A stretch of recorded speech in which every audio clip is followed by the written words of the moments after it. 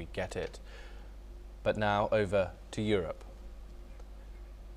And US President Donald Trump has criticized an alleged Ukrainian drone attack on Russian President Vladimir Putin's residence, calling it not the right time. Trump expressed anger over the incident, which Kyiv denies. He warned that it was a delicate period in the ongoing conflict and stressed that such actions could undermine diplomatic efforts to end the war. Listen in to what the US President had to say on the issue. Heard about it this morning. You know who told me about it? President Putin told me about it. Early in the morning, he said he was attacked. It's no good. It's no good. Don't forget, you know, the Tomahawks. I stopped the Tomahawks. I didn't want that. Because we're talking about, you know, it's a delicate period of time. This is not the right time. It's one thing to be offensive, because they were offensive. It's another thing to attack his house. It's not the right time to do any of that. And can't do it. And I learned about it from President Putin today. I was very... However, Ukrainian President Vladimir Zelensky accused Russia of using the attack allegations to sabotage peace talks, calling the story a fabrication aimed at justifying further aggression.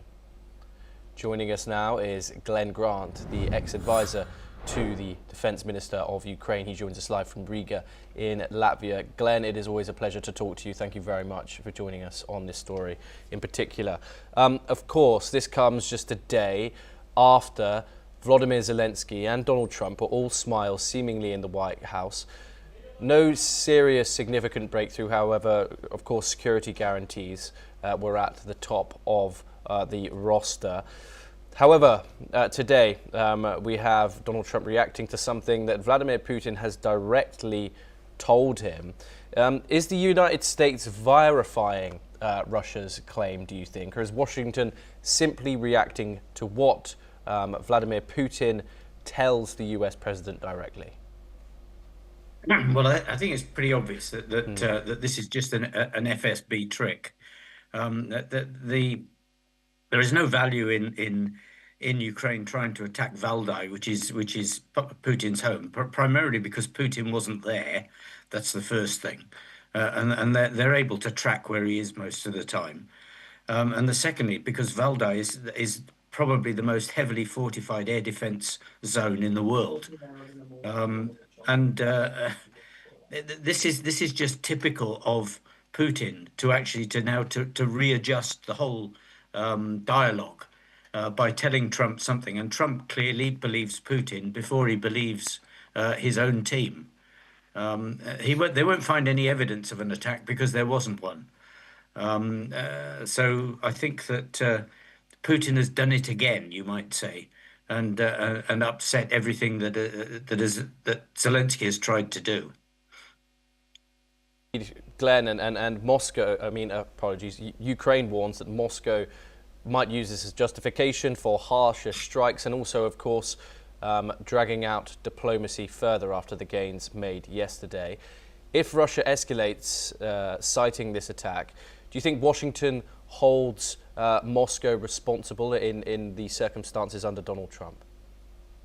No, I don't think they will. I mean, I think what Trump will say is that, you know, you deserve this because you attacked Putin. I mean, Trump just does not see this war in the same way that everybody else does. I mean, he is clearly smitten with Putin and follows what Putin says, believes what Putin says above his own intelligence agencies, as you will remember he did in his first term after the Helsinki meeting. So I don't think it'll make any difference. I think that you know, Ukraine has just got to keep plugging away and trying to keep keep Trump happy, so that they still get the intelligence support and weapons that they need. Gone so far as the Russian foreign minister saying that Moscow will now revise its negotiating position. What does that mean? Do you think there's going to be further demands from Moscow when it comes to territory, or what could this what could you interpret these? Yeah, it's a very good question, actually. I mean, I don't think they'll negotiate. They'll change their demands at all. I mean, their demands have always been for total compliance from from Ukraine, for Ukraine to actually to give in and stop fighting. And I don't think they can go much further than that, other than claiming that they're going to take over the whole of Ukraine, which, of course, at current rates, they can't do. They just can't move fast enough, and the army's not good enough. So I think we're just going to see more of the same, probably another couple of bigger, large attacks in the next couple of weeks, like they've done on Kiev recently and Odessa. And they'll just keep plugging away on the front line, getting closer and closer to cities like Zaporizhzhia, where they are actually right close to the outskirts now. Stay with us as we move on to our next story, and we head to the United States. And US President Donald Trump has